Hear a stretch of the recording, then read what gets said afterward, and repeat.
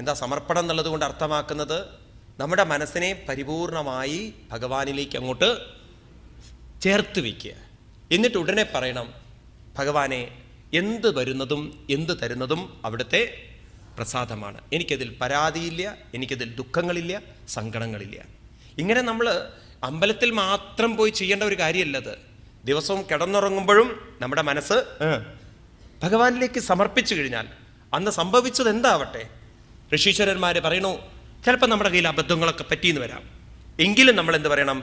കരചരണകൃതം വാ കായജം കർമ്മജം വാ ശ്രവണനയനജം വാ മാനസം വാ പരാദം വിഹിതമഹിതം വാ സർവമേതക്ഷമസ്വ ജയ ജയ കരുണാബ്ദേ ശ്രീ മഹാദേവ ശംഭോ. ഭഗവാനെ, ഞാൻ അറിഞ്ഞോ അറിയാതെയോ ചെയ്തതെല്ലാം അവിടുത്തെ പാദത്തിൽ സമർപ്പിക്കുന്നു. അപ്പം നമ്മുടെ മനസ്സ് ചിന്താമുക്തമാണ്.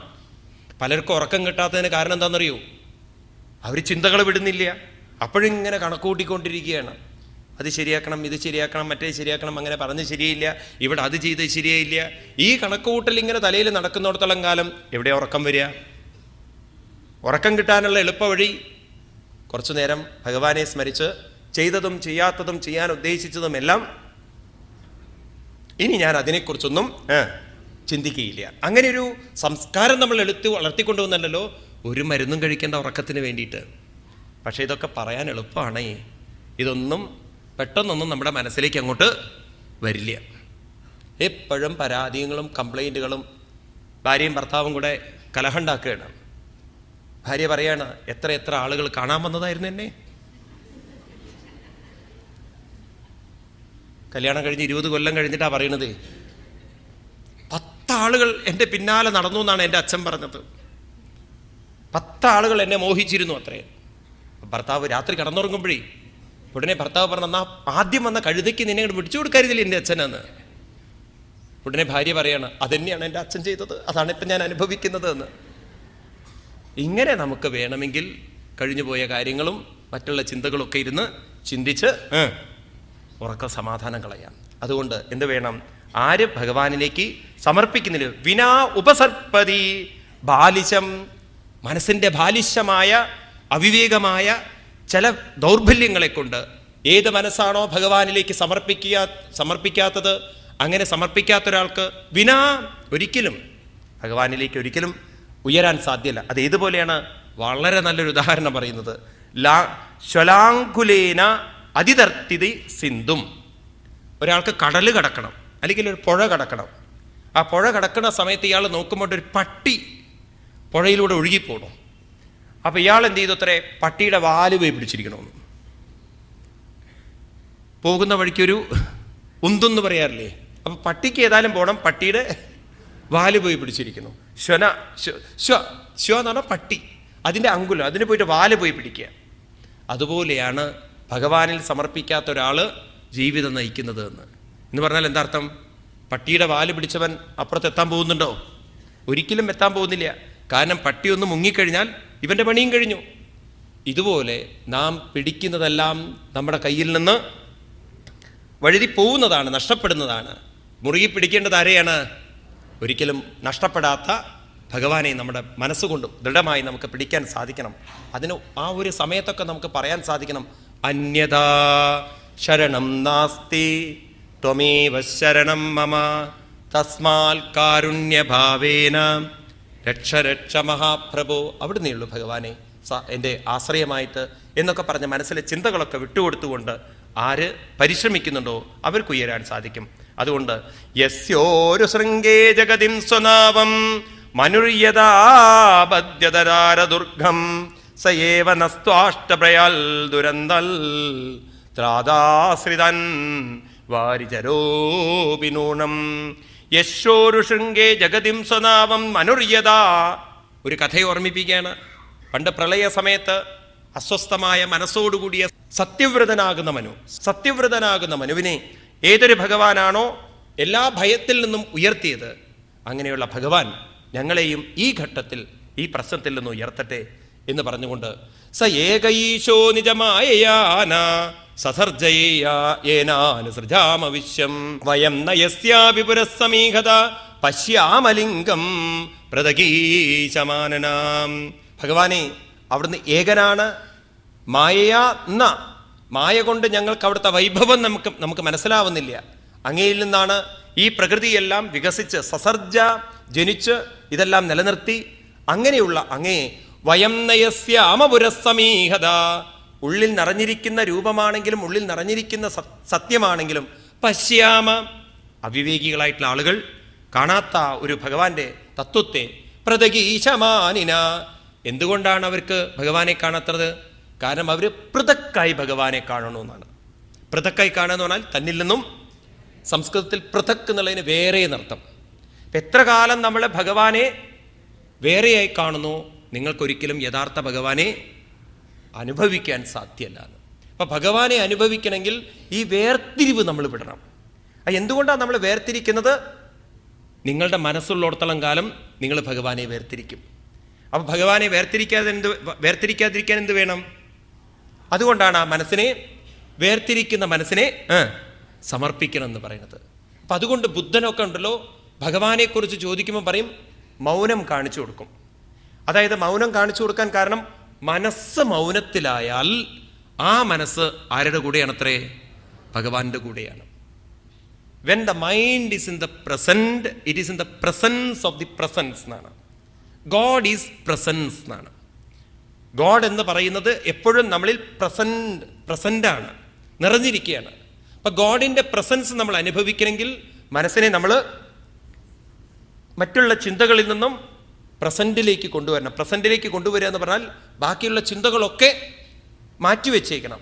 ഈ നിമിഷം ഇവിടെ മനസ്സ് നിന്നാലേ ഇപ്പോൾ നമ്മളിലുള്ള പ്രസൻസിനെ നമുക്ക് അനുഭവിക്കാൻ സാധിക്കുകയുള്ളൂ. പക്ഷെ നമ്മളൊക്കെ അത് പറഞ്ഞാലും നിങ്ങൾ പറയും, സ്വാമി അങ്ങനെ ഒരു പ്രസൻസ് നമ്മളിൽ ഉണ്ടെങ്കിൽ നമുക്കത് ഫീൽ ചെയ്യേണ്ടതല്ലേ, എൻ്റെ കൂടെ ഭഗവാനുണ്ടെന്ന്. നോക്കൂ, നമുക്കത് അനുഭവിക്കണമെങ്കിൽ നമ്മുടെ ഉപകരണം, അനുഭവിക്കാനുള്ള ഉപകരണം എന്ന് പറയുന്നത് മനസ്സാണ്.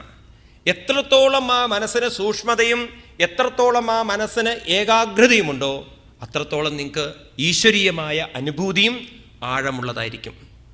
എന്നാൽ ഒരു ഡിസ്റ്റർബ്ഡ് മൈൻഡിന് ഒരിക്കലും ഭഗവാനിൽ മനസ്സിനെ പിടിച്ചു നിർത്താൻ സാധിക്കില്ല. ഇനി അല്പനേരം പിടിച്ചു നിർത്തിയാലും അയാൾക്കത് ഫീൽ ചെയ്യില്ല എന്ന് പറയുകയാണ്. അപ്പോൾ it is not the problem of God, it is the problem of the mind എന്നാണ്. അപ്പോൾ നമ്മൾ ആ മൈൻഡിനെയാണ് നമ്മൾ പരിശീലിച്ചെടുക്കേണ്ടത്. അതിനാണ് നിങ്ങളോട് പറയുന്നത്, നിങ്ങൾ കുറച്ചു നേരം ശ്വാസത്തിലേക്ക് ഏകാഗ്രത കൊണ്ടുവരൂ, പ്രാണായാമത്തിലേക്ക് കൊണ്ടുവരൂ. അപ്പോൾ കുറച്ച് മനസ്സ് സൂക്ഷ്മമായി അങ്ങനെ പരിശീലിച്ചെടുത്തിട്ട് വേണം മനസ്സിനെ ആരിൽ ഉറപ്പിച്ചു നിർത്താൻ? ഭഗവാനിൽ ഉറപ്പിച്ചു നിർത്താൻ.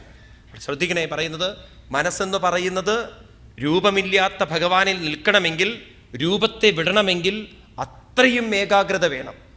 ആ ഏകാഗ്രത ഉണ്ടാവണമെങ്കിൽ ക്രമേണ നമ്മളെ പരിശീലിപ്പിക്കണം. എന്ത് പരിശീലിപ്പിക്കണം? രൂപങ്ങളിൽ നിന്നും രൂപമില്ലാത്ത തത്വത്തിലേക്ക് മനസ്സിനെ കൊണ്ടുവരാൻ. ഭഗവാൻ ഗീതയിൽ പറയും, ഏതുപോലെ ഇരിക്കണം മനസ്സെന്ന് ചോദിച്ചു കഴിഞ്ഞാൽ, എപ്രകാരമാണോ നമ്മൾ ഈ വിളക്ക് കൊളുത്തിക്കഴിഞ്ഞാൽ, ഒരു ഗ്ലാസ്സൊക്കെ ഇട്ട് കഴിഞ്ഞാൽ അതെങ്ങനെ ഇരിക്കും കത്തുന്നത്? പുറമേ കാറ്റടിച്ചാലും ഉള്ളിൽ അതിൻ്റെ നാളം അല്പം പോലും ഇളകാത്ത വിധത്തിൽ 6-ാം അധ്യായത്തിൽ ഇത് പറയും.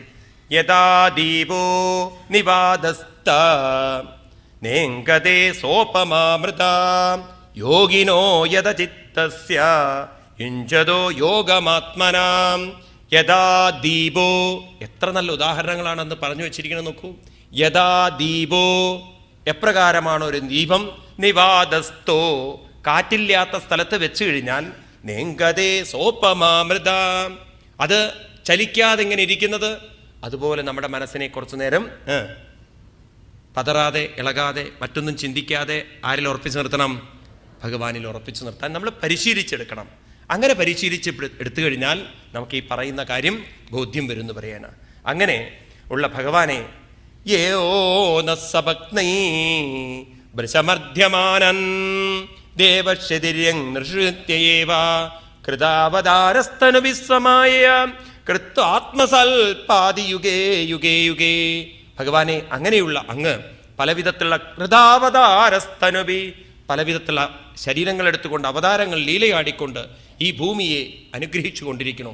ഇപ്പോൾ ഞങ്ങൾ ഭഗവാനെ അങ്ങേ ശരണം പ്രാപിച്ചിരിക്കുകയാണ്. തമേവ ദേവം വയം ആത്മദേവതം പരം പ്രധാനം പുരുഷം വിശ്വമന്യം വ്രജാമ സർവേ ശരണം ശരണ്യം സ്വാനം സനോ ദാസദിശം മഹാത്മാ. ആത്മദൈവതം, ഓരോ വാക്കുണ്ടല്ലോ ഭാഗവതത്തിൽ, വളരെ ശ്രദ്ധിച്ചു കഴിഞ്ഞാൽ നിങ്ങളിലിരിക്കുന്ന ആത്മാവിനെ അല്ലാതെ ഇവിടെ ദൈവം എന്ന് വിളിക്കുന്നില്ല. ആത്മദൈവതം എന്താ അർത്ഥം? ആരെയാണ് ദൈവം എന്ന് പറയുന്നത്? ആത്മാവ് തന്നെയായിരിക്കുന്ന ആ ദൈവത്തിൽ ആരാണോ തമേവ ദേവം, ആ ദേവനായിരിക്കുന്ന ഭഗവാനിൽ തന്നെ പരം പ്രധാനം പുരുഷം വിശ്വമന്യം, പരം എല്ലാറ്റിനും അതീതനായിരിക്കുന്ന പ്രധാനം, അവനിൽ നിന്നാണ് എല്ലാം വന്നിരിക്കുന്നത്. പുരുഷം, പ്രകൃതിക്കും അതീതനായ, പ്രകൃതിയെ നിലനിർത്തുന്നവനായ പുരുഷനായിക്കൊണ്ട് വിശ്വം അന്യം, വിശ്വത്തിൽ നിന്ന്, കാണുന്ന ലോകത്തിൽ നിന്ന് അന്യനായിരിക്കുന്ന, എന്ന് വെച്ചാൽ ഈ കാണുന്നതിനെയൊക്കെ കാണിപ്പിച്ചു തരുന്ന. ആ ശ്ലോകങ്ങളൊക്കെ മറക്കരുത്. നിങ്ങളിങ്ങനെയൊക്കെ പറയുമ്പോൾ എപ്രകാരമാണോ സൂര്യചന്ദ്രന്മാരെ കാണാൻ നമുക്ക് ഹരിനാമകീർത്തനത്തിലെ വരികളുണ്ടല്ലോ, വെളിവൊക്കെ ഗ്രഹിക്കുമൊരു കണ്ണിനു കണ്ണ് വനമാകുന്ന കണ്ണ് അതിനു കണ്ണായിരുന്ന പൊരുൾ എന്നൊക്കെ ഓർത്തു വയ്ക്കണം. ഈ ശ്ലോകങ്ങളൊക്കെ മനസ്സിലോർത്തുകൊണ്ട് വേണം ഇതൊക്കെ വായിക്കാൻ. അപ്പം നമുക്ക് മനസ്സിലാവും ഭഗവാൻ എന്ന് പറയുന്നത് നമ്മുടെ ഓരോരുത്തരുടെയും ഉള്ളിൽ നിറഞ്ഞിരിക്കുന്ന ആ ശക്തി തന്നെയാണ്. ഇനി ആ ഭഗവാനെ അനുഭവിക്കാൻ എന്ത് വേണം? വ്രജാമ സർവേ ശരണം ശരണ്യം. എന്താ വേണ്ടത്? ആ ഭഗവാനിലേക്ക് നമ്മുടെ മനസ്സിനെ സമർപ്പിക്കുക. കുറച്ചു നേരത്തേക്ക് എല്ലാ ചിന്തകളിൽ നിന്ന് മുക്തമായിട്ട് ഫീൽ ചെയ്യുക, എൻ്റെ കൂടെ ആരുണ്ട്? ഭഗവാനുണ്ട് എന്ന്. ആ ഒരു സമർപ്പണം. ഇതൊക്കെ നോക്കൂ, നമ്മൾ പറയേണ്ട ആവശ്യമില്ല. നിങ്ങൾ ചെറിയൊരു കുട്ടിയെ മടിയിലിരുത്തി നിങ്ങളതിനെ മാറോട് ചേർത്ത് അതിനൊരു ഉമ്മ കൊടുക്കുമ്പോണ്ടല്ലോ, നിങ്ങളുടെ മനസ്സ് ആ കുട്ടിയിലേക്ക് അങ്ങോട്ട് സമർപ്പിക്കുകയാണ്. അപ്പം നിങ്ങൾ എല്ലാ ചിന്തകളും വിട്ടു, നിങ്ങളുടെ മനസ്സ് മുഴുവൻ ആരിലായി? ആ കുട്ടിയിലായി. നിങ്ങൾ കാപ്പി കഴിക്കുന്ന സമയത്ത് എന്താ സംഭവിക്കുന്നത്? നല്ല ചൂടുള്ള കാപ്പി നിങ്ങളുടെ നാവിലേക്ക് അങ്ങോട്ട് ചേരുമ്പം കാപ്പിയിലേക്ക് നിങ്ങളുടെ മനസ്സ് സമർപ്പിക്കപ്പെട്ടു കുറച്ച് നേരത്തേക്ക്. അങ്ങനെ ഓരോ അനുഭവത്തിലേക്കും നമ്മുടെ മനസ്സ്, സീരിയൽ കാണുമ്പോൾ എന്താ സംഭവിക്കുന്നത്? അത് നല്ലോണം നമുക്കറിയാം, സമർപ്പണം. മനസ്സതിലേക്ക് അങ്ങോട്ട് സമർപ്പിക്കപ്പെട്ടു. അങ്ങനെ നമുക്ക് പലതിലും സമർപ്പിക്കാൻ സാധിക്കുമെങ്കിൽ ആരിലും സമർപ്പിക്കാൻ സാധിക്കും? ഭഗവാനിൽ സമർപ്പിക്കാൻ സാധിക്കും. ഭഗവാനിലേക്ക് സമർപ്പിക്കാൻ വരുമ്പോഴാണ് നമുക്കുള്ള കുഴപ്പം. കാരണം ബാക്കിയെല്ലാം പുറത്തല്ലേ, അതുകൊണ്ട് വീക്ക് സമർപ്പിക്കാം. ഇതകത്തായതുകൊണ്ട് സമർപ്പിക്കുമ്പോഴേക്കും ഭ്രാന്ത് പിടിക്കുന്നു. ചിലർക്ക് ഒട്ടും പറ്റുന്നില്ല. വിഷമിക്കേണ്ടതില്ല, തുടക്കമാണ്. ഇനി ക്രമേണ ക്രമേണ പടികൾ കയറി കയറി കയറി കയറി അപ്പം നമുക്ക് മനസ്സിലാവും ഇതൊക്കെ എളുപ്പം സാധിപ്പിച്ചെടുക്കാൻ സാധിക്കുന്നതാണ്, ഒരു പ്രയാസവും ഇല്ല. അഭ്യാസമാണ്. ഭാഗവതത്തിനും ഗീതയ്ക്കൊക്കെ പറയാനുള്ളത് അഭ്യാസമാണ്. ഇങ്ങനെയൊക്കെയുള്ള ശ്ലോകങ്ങളൊക്കെ വായിക്കുമ്പോൾ നിങ്ങൾ മനസ്സിലാക്കണത്. ഒരിക്കലും ഒരു കുട്ടിയുടെ ഹാൻഡ് റൈറ്റിംഗ് വളരെ മോശം, വളരെ മോശം എന്ന് പറഞ്ഞാൽ വളരെ മോശം. അപ്പം അച്ഛൻ പറഞ്ഞടാ, ഇങ്ങനത്തെ ഹാൻഡ് റൈറ്റിംഗ് ആയത് ഇങ്ങനെയാടാ പരീക്ഷ പാസ്സാവുക. അങ്ങനെ ഇരിക്കെ ഒരു ദിവസം കുട്ടി ഒരു അഡ്വർടൈസ്മെൻറ്റ് കാണുക പാത്രത്തിൽ, നിങ്ങളുടെ ഹാൻഡ് റൈറ്റിംഗ് വൃത്തിയുള്ളതും വെടുപ്പുള്ളതുമാക്കി തീർക്കാൻ ഞങ്ങൾക്ക് 100 രൂപ നിങ്ങൾ മണി ഓർഡർ അയക്കൂ, ഞങ്ങളതിൻ്റെ പ്രോസ്പെക്ടസും കാര്യങ്ങളൊക്കെ നിങ്ങൾക്ക് അയച്ചു തരുന്നതാണ്. അച്ഛൻ വേഗം കാശ് കൊടുത്തു അയക്കടാന്ന് പറഞ്ഞിട്ട് 100 രൂപ അയച്ചു കൊടുത്തു. അങ്ങനെ അയച്ചു കൊടുത്തിട്ട് ഒരാഴ്ചയുടെ ഉള്ളിൽ വരുന്ന മെറ്റീരിയൽ. ഒരാഴ്ച കഴിഞ്ഞു, മെറ്റീരിയൽ ഇല്ല. വീണ്ടും ഈ കുട്ടി എഴുതി, ഞാനിങ്ങനെ കാശടച്ചു, നിങ്ങൾ അത് അയച്ചു തരാമെന്ന് പറഞ്ഞിട്ട് വന്നിട്ടില്ല, അതുകൊണ്ട് വേഗം അത് അയച്ചു തരണമെന്ന്. ഒരാഴ്ച കഴിഞ്ഞ് വരുന്നില്ല, രണ്ടാമത്തെ ആഴ്ച വീണ്ടും എഴുതി. അങ്ങനെ അടുത്ത ആഴ്ച എഴുതി, അടുത്ത ആഴ്ച എഴുതി, ഇവരയച്ചു കൊടുക്കണില്ല. അങ്ങനെ ഒരു 8-9 മാസം കഴിഞ്ഞപ്പോൾ ഒരു ദിവസം ഒരു ബണ്ടിൽ വരണു, പാർസൽ വരണു. എന്നിട്ട് അതിൽ തുറന്നപ്പോൾ ആദ്യത്തെ ലെറ്റർ ഇതാണ്: നിങ്ങൾ 100 രൂപ ഞങ്ങൾക്ക് തന്നു, നിങ്ങളുടെ ഹാൻഡ് റൈറ്റിംഗ് നിങ്ങൾ ഡെവലപ്പ് ചെയ്യാന്ന് പറഞ്ഞിട്ടാണ് നിങ്ങൾ ഈ കോഴ്സിന് ചേർന്നിരിക്കുന്നത്, ഈ കോഴ്സിൽ നിങ്ങൾ വിജയിച്ചിരിക്കണമെന്ന്. കുട്ടിക്ക് കലി വന്നു. ഇതുവരെ മെറ്റീരിയലും അയച്ചു തരാതെ എൻ്റെ ഹാൻഡ് റൈറ്റിംഗ് അവർ ഇമ്പ്രൂവ് ചെയ്തിരിക്കണമെന്ന്. എന്നിട്ട് അതിൽ എഴുതിയിരിക്കുകയാണ്, നിങ്ങൾ ഇതുവരെ എഴുതിയ കത്തുകളൊക്കെ അതിലുണ്ട്, അതിൽ ആദ്യത്തേതും അവസാനത്തേതും ഒന്ന് താരതമ്യം ചെയ്ത് നോക്കിയാൽ നിങ്ങൾക്കറിയാം നിങ്ങൾ എത്രത്തോളം ഉയർന്നിട്ടുണ്ട്. ഇതുപോലെ നമ്മളിങ്ങനെ നിരന്തരം മെനക്കെട്ടാൽ ഒരു ദിവസം നമ്മുടെ ഹാൻഡ് റൈറ്റിംഗ് പെർഫെക്റ്റ് ആയിരിക്കും. അത് തന്നെയാണ് അഭ്യാസം എന്ന് പറയണം. നമ്മുടെ ജീവിതം മുഴുവൻ നോക്കിക്കഴിഞ്ഞാലല്ലോ എല്ലാം അഭ്യാസത്തിലൂടെയാണ് ഉണ്ടായിട്ടുള്ളത്, അല്ലേ? നിങ്ങൾ സാമ്പാർ വെച്ചത് ഒരു ദിവസം കൊണ്ടാണ്ട് പെട്ടെന്ന് വന്നതാണോ? കല്യാണം കഴിഞ്ഞ പിറ്റേ ദിവസം ഞാൻ സാമ്പാർ ഉണ്ടാക്കാൻ പോകണമെന്ന് തോന്നുന്നു. എന്താ ന്യൂട്ടൻ്റെ തലയിൽ ആപ്പിൾ വീണ പോലെയാണ് സാമ്പാർ? അല്ല. നിങ്ങൾ അഭ്യസിച്ച് ആദ്യം സാമ്പാർ ഉണ്ടാക്കും, അത് രസമായി മാറും, പിന്നെ അത് കൂട്ടാൻ വേറൊന്നായി മാറും, അവസാനം ഒരു ദിവസം അത് സാമ്പാറായി മാറും. അങ്ങനെയൊക്കെയാണ്. അതുകൊണ്ട് ഭാര്യയും ഭർത്താവും ഊണ് കഴിക്കുന്ന സമയത്ത് ആദ്യം തന്നെ ഭർത്താവ് ഭാര്യയ്ക്ക് വിളമ്പിയിട്ടേ ഭർത്താവ് കഴിക്കുള്ളൂ. ഒരു 6 മാസം കഴിഞ്ഞപ്പോൾ പിന്നെ ഭർത്താവ് നേരിട്ട് കഴിക്കാൻ തുടങ്ങി. ഭാര്യ ചോദിച്ചു, നിങ്ങൾക്ക് സ്നേഹമില്ലല്ലോ, പണ്ടൊക്കെ നിങ്ങളുടെ ഹൃദയം എന്ന് പറഞ്ഞാൽ എത്ര സോഫ്റ്റായിരുന്നു, ഇപ്പം എന്താ കല്ല് പോലെ ഇരിക്കണം, പണ്ടൊക്കെ എനിക്ക് തന്നിട്ടല്ലേ നിങ്ങൾ കഴിക്കുള്ളൂ എന്ന്. ഉടനെ അദ്ദേഹം പറയാണ്, ഇപ്പോഴാണത് വേവാൻ തുടങ്ങിയതെന്ന്. അപ്പം വെന്തോന്ന് ഉറപ്പ് വരുത്തുകയാണ് അത്രേ ഭാര്യയ്ക്ക് കൊടുത്തിട്ട്. ഇങ്ങനെ അഭ്യസിച്ചിട്ടാണ് നമ്മൾ ഓരോന്നും മനസ്സിലാക്കിയെടുത്തിരിക്കുന്നെങ്കിൽ ഇതാ ഇവര് ഭഗവാനെ സ്തുതിച്ചു. ഭഗവാൻ അവിടെ പിന്നീട് പ്രകടമാവുകയാണ്. ഇരിതേഷം മഹാരാജ സുരാണാമുപതിഷ്ഠതം പ്രതീജം ദിശഭൂതാവി ശങ്കചക്രഗധാധര. ഭാഗവതത്തിൽ അങ്ങനെയാണ് ഭഗവാന്റെ വരവ്. എപ്പോഴൊക്കെ ഭഗവാൻ പ്രകടമാവുന്നുണ്ടോ അപ്പോഴൊക്കെ വരുന്നത് ഭഗവാന്റെ മിന്നിൻ പൊന്നിൻ കിരീടം തരിവളകടകം കാഞ്ചിപൂഞ്ചേ നമാലാതന്നു ശ്രീ വത്സഹസ്തമിടകലരും ചാരുതോരും ധാരാളം ശംഖും ചക്രം ഗദാവങ്കതമതിവിലസം 4 തൃക്കൈകളോടും സങ്കീർണം ശ്യാമവർണം. ഇപ്രകാരം ഭഗവാൻ പ്രകടമായി. ആ സമയത്ത് ദേവന്മാരെല്ലാവരും പ്രകടമായ ഭഗവാനെ സ്തുതിച്ചുകൊണ്ട് സ്മരിക്കുന്നു. നമസ്തേ യജ്ഞവീര്യായ വയസ്സേ ഉദതേ നമ നമസ്തേ ഹസ്തചക്രായ നമസ്തേ സപുരൂഹുദേ യത്തേ ഗദീനാം ത്രിസേനാം ഈശിതു പരമം പദം നാർവാജീനോ വിസർഗസ്യ ദാതർവേദിതുമർഹതി. പിന്നീടൊരു ഗംഭീരമായ സ്തുതിയാണ്.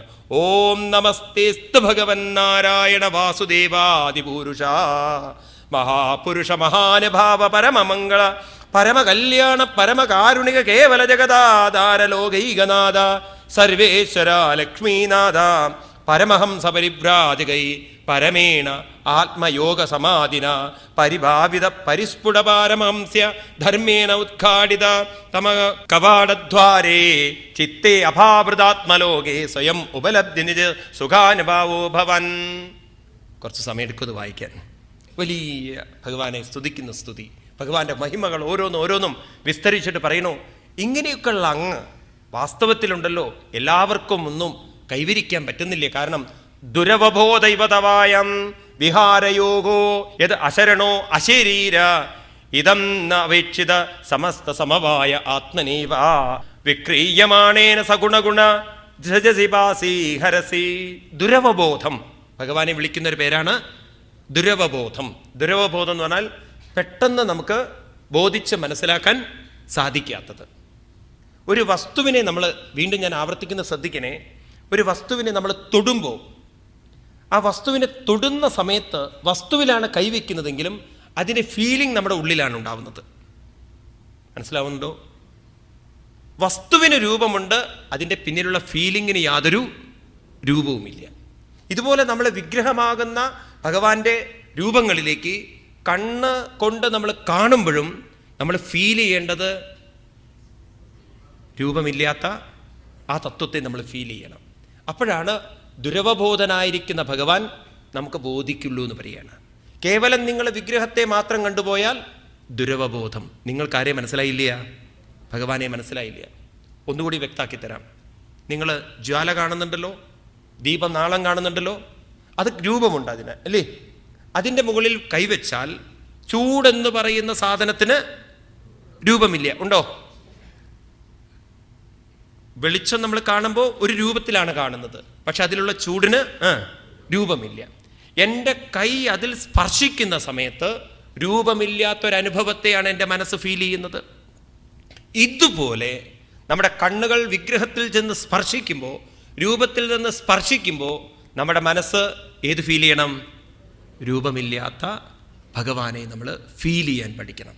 അപ്പോഴാണ് നമ്മൾ ആ അമ്പലത്തിൽ പോകുന്നത് അങ്ങോട്ട് ക്ലിക്ക് ചെയ്യുള്ളൂ. അങ്ങനെ നമ്മൾ പ്രാക്ടീസ് ചെയ്തെടുത്തു കഴിഞ്ഞാൽ ക്രമേണ നമുക്ക് രൂപത്തെ വിട്ട് ഏതിലേക്ക് മാത്രം വരാം? ആ ഫീലിങ്ങിലേക്ക് മാത്രം വരാം. ഈശ്വരൻ എന്ന് പറയുന്നത് ഒരു ഫീലിംഗ് ആണ്. അത് ഫീൽ ചെയ്യാതെ നമ്മൾ പോയോ നമുക്ക് നഷ്ടപ്പെട്ടു പറയുകയാണ്. ഭഗവാനെ നമുക്ക് മിസ്സായി എന്ന് പറയുകയാണ്. അപ്രകാരമുള്ള ദുരവബോധൈവതവായം വിഹാരയോഗോ ഇത് അശരണോ അശരീര, വാസ്തവത്തിൽ ശരീരമില്ലാത്ത അവിടുന്ന് എന്ത് ചെയ്തിരിക്കുന്നു? ആത്മനേവ വിക്രീയമാണേന സഗുണഗുണം. വിക്രീഡിതം, ക്രീഡകളാടാൻ വേണ്ടി പലവിധത്തിലുള്ള രൂപങ്ങളെടുത്ത് വന്നിരിക്കുകയാണ്. നോക്കൂ, ഇതൊക്കെ പറയുമ്പം നമ്മൾ വളരെ ശ്രദ്ധിച്ചു കഴിഞ്ഞാൽ ഭഗവാൻ അനവധി രൂപങ്ങളെടുത്തിരിക്കുകയാണ്. അപ്പം നമ്മളിലും നിറഞ്ഞിരിക്കുന്നത് ഭഗവാന്റെ ചൈതന്യമാണെങ്കിൽ ഈ രൂപവും വാസ്തവത്തിൽ ആരെടുത്തിരിക്കുന്നതായിരിക്കണം? ഭഗവാൻ എടുത്തിരിക്കുന്നതായിരിക്കണം. നിങ്ങളൊരു വിഗ്രഹത്തെ കാണുന്ന അത്രയും പ്രാധാന്യം ആർക്കുമുണ്ട്? നിങ്ങൾ കൂടെ വന്നില്ല. നിങ്ങളൊരു വിഗ്രഹത്തിൽ എത്ര ഈശ്വരനെ കാണുന്നുണ്ടോ അത്രയും മഹത്വം നമ്മുടെ ഓരോ ശരീരങ്ങളിലുമുണ്ട് പറയുകയാണ്. അതല്ലേ ഭഗവാൻ ഗീതയിൽ പറഞ്ഞത്? ഇദം ശരീരം കൗന്ദേയ ക്ഷേത്രമിത്യഭിധീയതേ ഏതദ്യോ വിത്തിദം പ്രാഹു ക്ഷേത്രജ്ഞ ഇതി തദ്വിദാം. ഈ ശരീരത്തെ നിങ്ങൾ ഒരു ക്ഷേത്രമായി കാണണം. ഈ ശരീരത്തിലിരിക്കുന്ന ചൈതന്യത്തെ നിങ്ങൾ ഈശ്വരനായി കാണണം. അപ്പോൾ ഒരു വിഗ്രഹം കാണുന്ന പോലെ ആരെയും കാണണം? നമ്മുടെ ശരീരത്തെ നമുക്ക് കാണാൻ സാധിക്കണം. അത്രയും നിറഞ്ഞിരിക്കുന്ന ഒരു ചൈതന്യത്തിൻ്റെ ഒരു വിശേഷം കൊണ്ടാണ് ഈ രൂപം നിലനിൽക്കുന്നത് എന്ന് പറയുകയാണ്. ഭഗവാനാകുന്ന ശക്തിയില്ലെങ്കിൽ ഒരു രൂപവുമില്ല, അല്ലേ? ഒരു കാലിലിടുന്ന ഒരു സ്വർണത്തിൻ്റെ ചെറിയ മോതിരം, ചിലർ കാലിൽ മോതിരം ഇടുമല്ലോ, അതിലെത്ര